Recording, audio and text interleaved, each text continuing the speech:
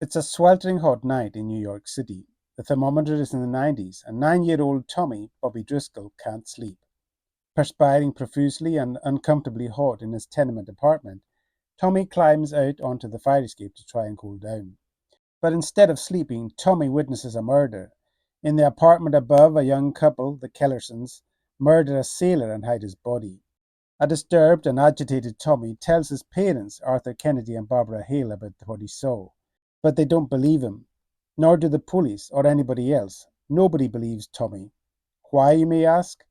Well, because Tommy likes to cry wolf, meaning he likes to spin tall tales, make things up to impress his friends. This in turn gets him into constant grief with his parents, who are at their wits' end and beside themselves what to do with him. With Tommy refusing to back down or be silenced by his frustrated father and worried mother, he decides it's best to just run away. But being the only one who knows the truth, that a terrible crime has been committed right in his apartment building, this puts Tommy's life in danger and leads to a life or death chase and fight for survival with the killers hot on his trail. And they will stop at nothing to silence Tommy, the boy who cried wolf once and for all. The Window was a superb little film noir drama, beautifully directed on location in New York by cinematographer Ted Tetzlaff.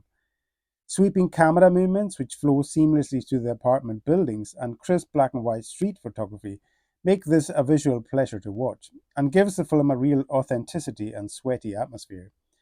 A simple story, in line with Rear Window, is told through the innocent features of young Bobby Driscoll, conveying every emotion beautifully without ever overacting. In fact, he is so good he received a special Academy Award for his most believable performance. The film works most well as a drama, with good domestic scenes between Driscoll and his family. Kennedy and Hale are solid with the little they are given to do, but really they are just concerned bystanders for the most part. Driscoll is the whole show here. As a thriller, the film doesn't quite work so well, garnering little genuine tension throughout.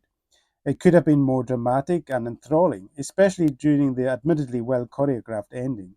There are also a few awkwardly contrived plot moments here, some incomprehensible human behavior, and a lack of observation by the police. But these are only trifling negatives in what is a tightly framed, entertaining little film.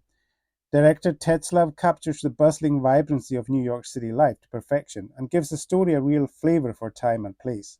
We get a sense of the scope and dangers of Bobby's everyday city playground as he runs, climbs, and plays among the tenement fire escapes and rooftops. Beautifully acted by Driscoll, who is totally credible throughout.